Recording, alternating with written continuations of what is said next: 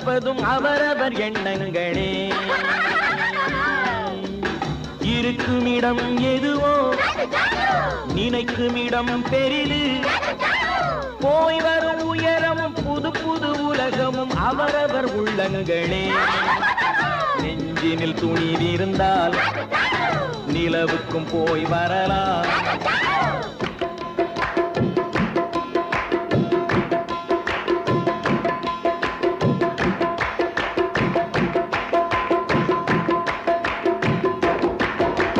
பூமியில் இருப்பதும் வானத்தில் பறப்பதும் அவரவர் எண்ணங்களே.